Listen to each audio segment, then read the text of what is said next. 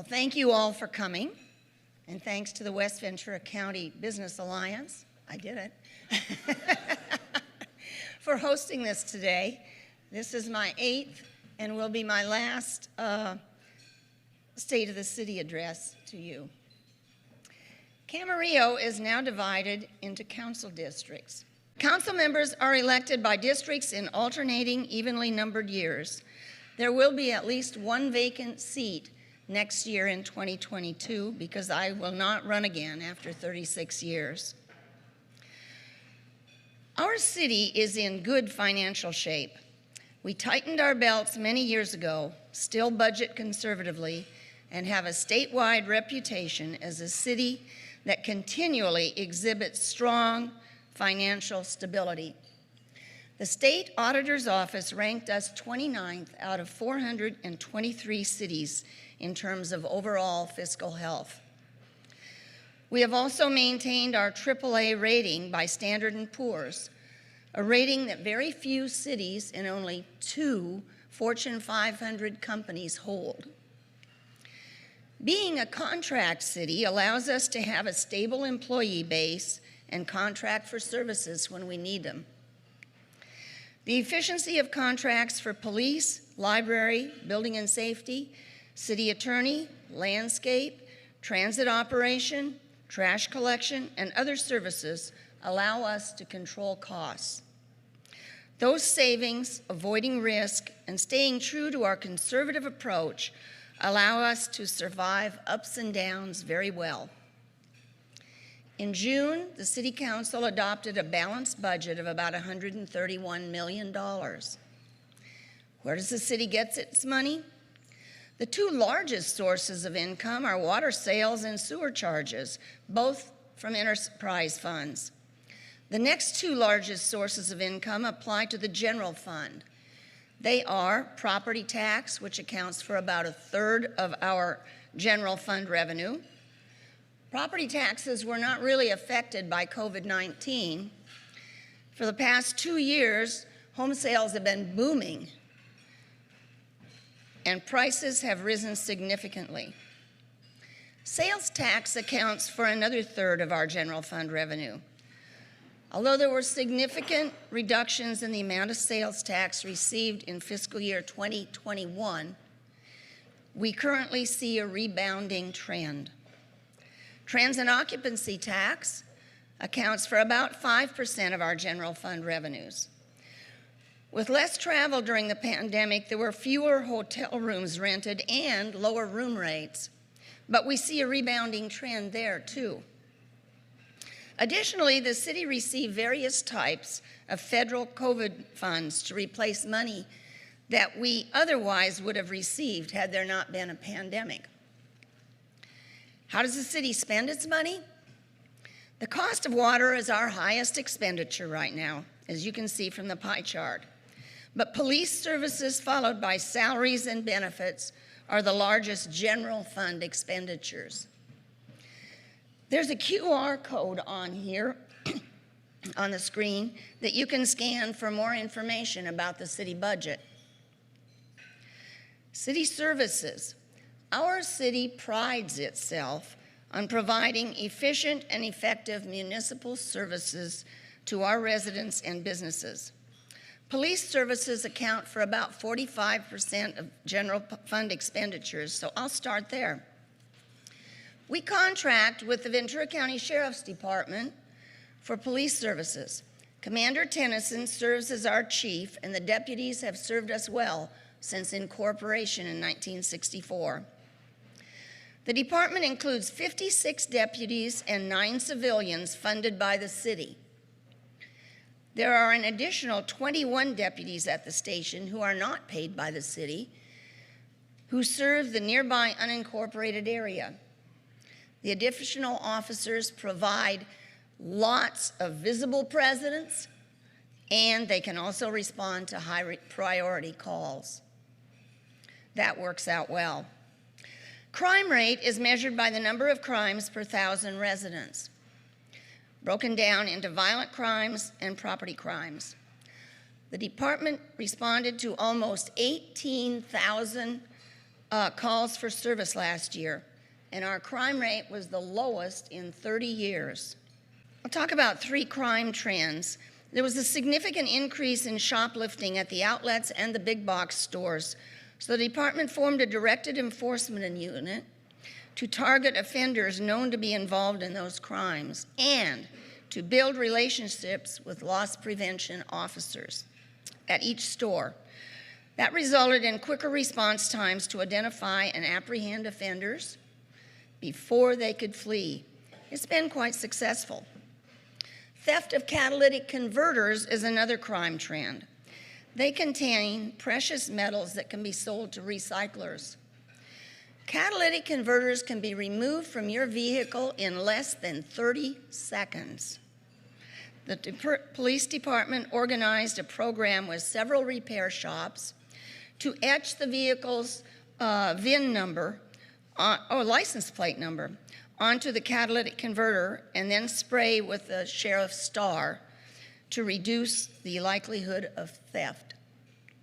The third trend is thefts from unlocked vehicles, things like credit cards, laptops, billfolds, and cash. To prevent this crime, we are asking that you start a 9 p.m. routine. Turn on your outside lights, remove all valuables from your car, roll up windows, and lock your vehicle doors, or even garage them. Transit services. When I moved to Camarillo, the city had 1 bus which operated on a fixed route. About 20 years ago, we added a dial-a-ride service and renamed it to Camarillo Area Transit, or CAT, as a 3-bus system that has now grown to 19 buses. The CAT's operational costs increased significantly, but the fares were never raised until this past July, when we increased them to help offset the cost of providing service. Using State Transportation Development Act funds to match the federal funds we receive, we are required to maximize the fare box recovery ratio, or risk losing funding. While the city's general fund has always subsidized the bus fares, the hike was needed to increase revenues enough for an acceptable fare box recovery ratio. The fares are also now in line with neighboring cities. We understand the dilemma that some people face with new fares, but the previous fares were a tremendous bargain for many years, a bargain we can no longer continue.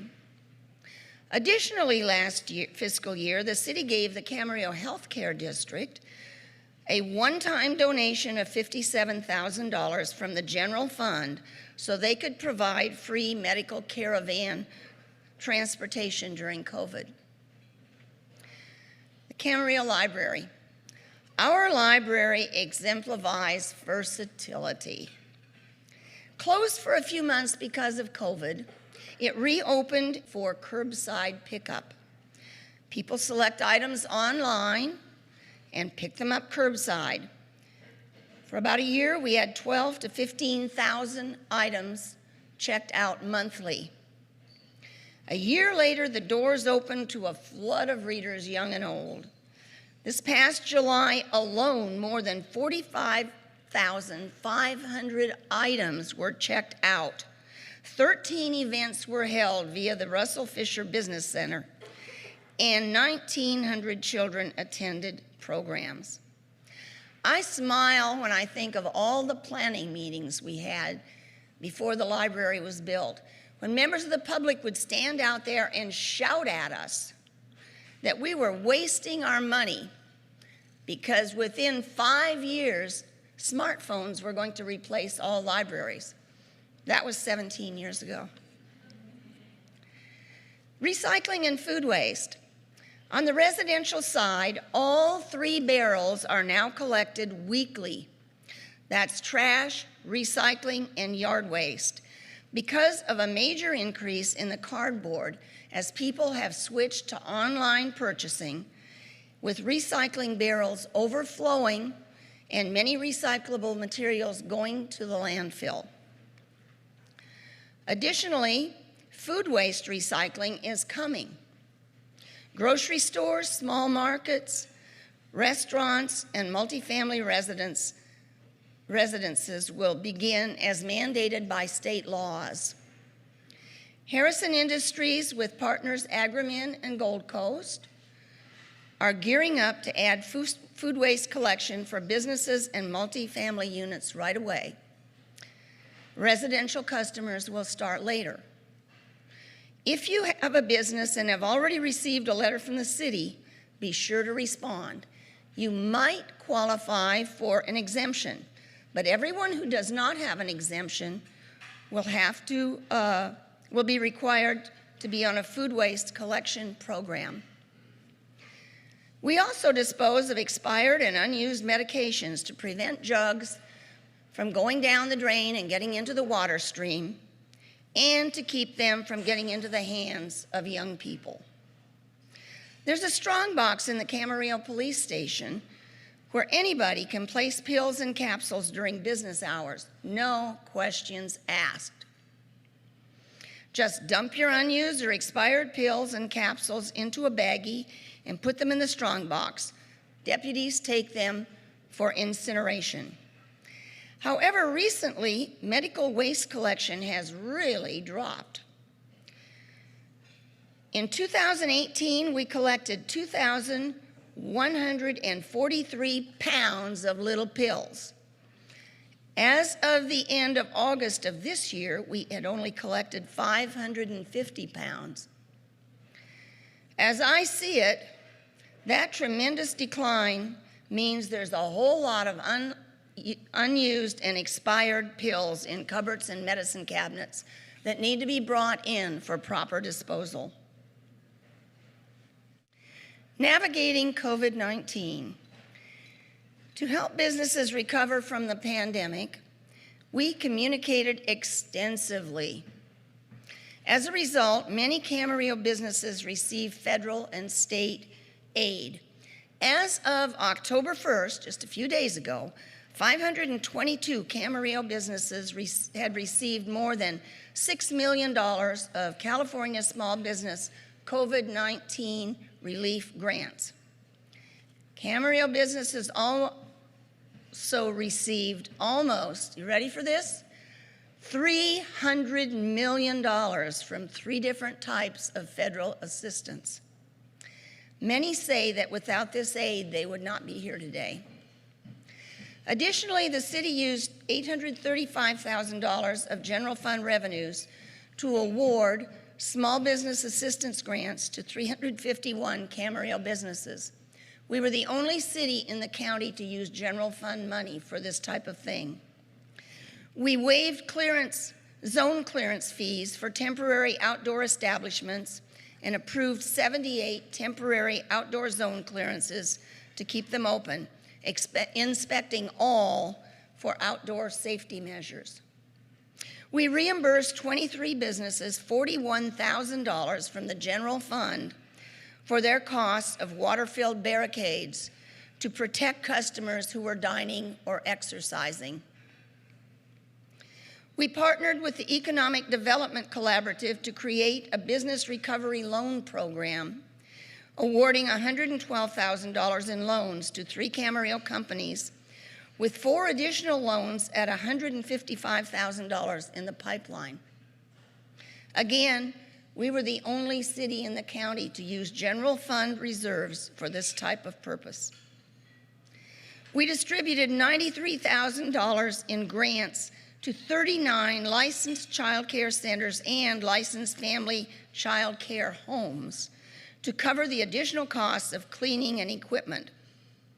Again, we were the only city in the county to use general fund money for this type of purpose. So what did we do to help our residents? Well, when many businesses were closed, we created the Open for Business webpage so people could easily find out what businesses were still open. To help residents find employment at Camarillo businesses, we created the Camarillo's hiring webpage. To help residents and visitors find safe outdoor eating areas, we created an online map showing all the outdoor dining options. And we've waived penalties for non-payment of utilities to the city. Changing topics, what's the construction in town? Well, there's a lot going on, and in the interest of time, I'm just going to give you a handful. That's 5 recently completed under construction and planned projects. Meehan Plaza was approved in 2017 to develop 14 acres at the northeast corner of Las Posas Road and Ventura Boulevard. It will include an Embassy Suites hotel, a Home 2 Suites hotel, a 17,500-foot conference center, 16,000 square feet of restaurant space, and 9,000 square feet of retail space. Home 2 Suites is under construction now. The rest will follow. The Mark Camarillo, a mixed-use development in the heart of Old Town, was a prime candidate for redevelopment. After several private efforts failed, the city purchased the property in 2010, demolished the buildings, remediated the site. Aldersgate bought the property in 2016 and built 23 apartments above with 6,100 square feet of commercial space below, which houses Café Fiscal, Topa Topa Brewing, Freda's Kitchen, and Rory's Artisanal Creamery with lots of outdoor seating. Central Plaza owners applied for permits for a complete renovation. They plan to demolish the vacant Kmart building, construct a larger Vons there, reuse the existing Vons, and build a convenience store, gas station, drive-through restaurant, and multi-tenant commercial building, as well as facade, parking lot, and landscape updates throughout the center. Plans are under review.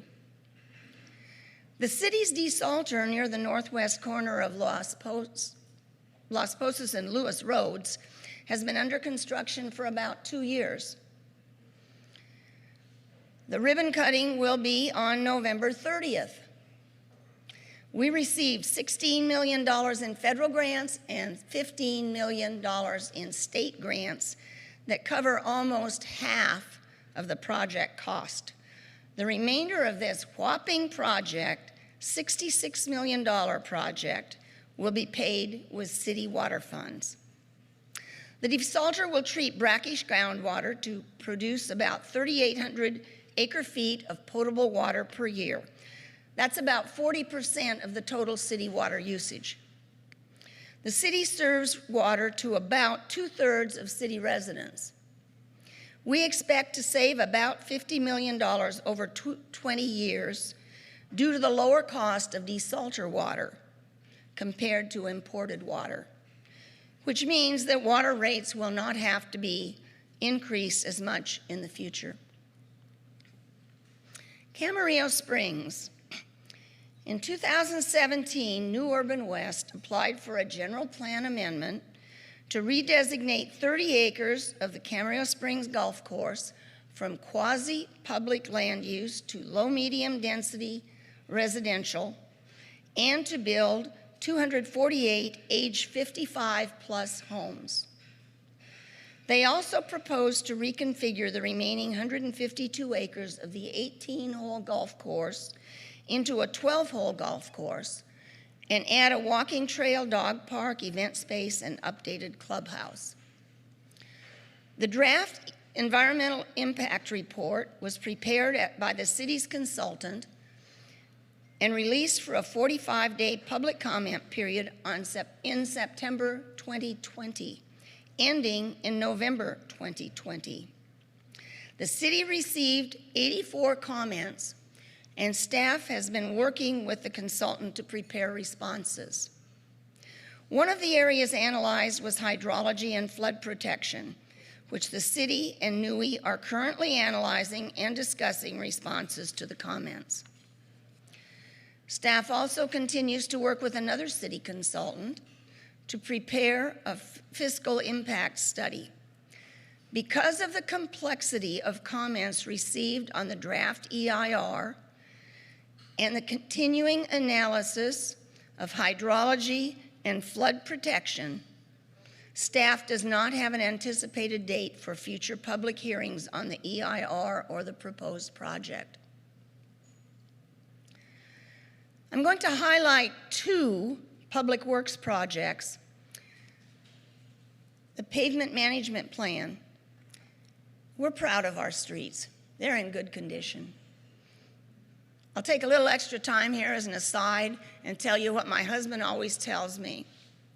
The thing people care about, Charlotte, that you want to keep the water running, the toilets flushing, and the potholes filled. He keeps me grounded.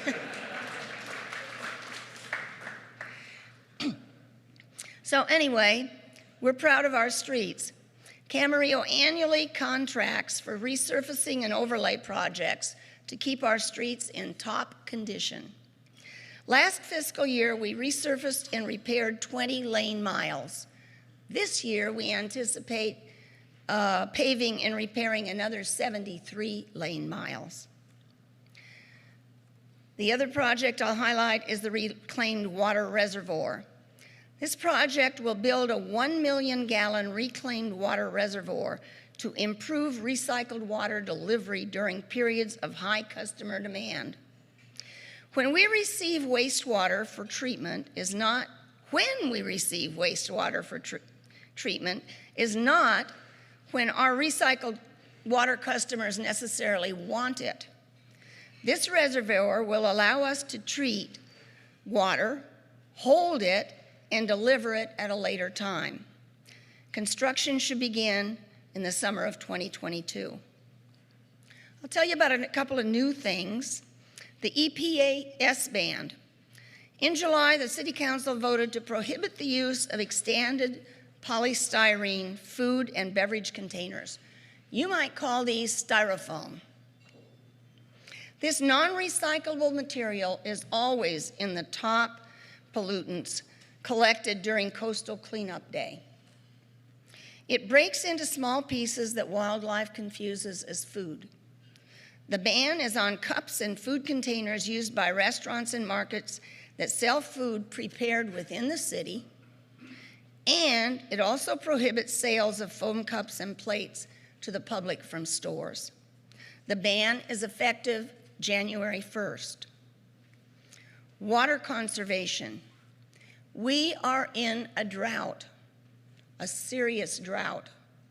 The city's drought restrictions are still in effect, and we also offer assistance for city water customers to save more water through programs available to commercial and residential city water customers. Here are some examples. Rebates for high water efficiency devices such as washing machines, toilets, and ice machines through the city's water conservation rebate program. Qualifying city customers can also receive one free hot water recirculating system while funding is still available. CLEAR is the acronym for Camarillo's Landscape Efficiency Audit Retrofit Program, which offers city water customers free outdoor water surveys to determine if you qualify for rotary sprinkler heads, drip irrigation, and smart sprinkler controllers. You can check these out on the city's website or at waterwise-consulting.com/Camarillo. Finally, we thank all of our volunteers. We would have a hard time doing what we do for the public without our 500 volunteers. They serve at the library, the police department, public works department, and on committees. Thank you. And thank you all for all of your time.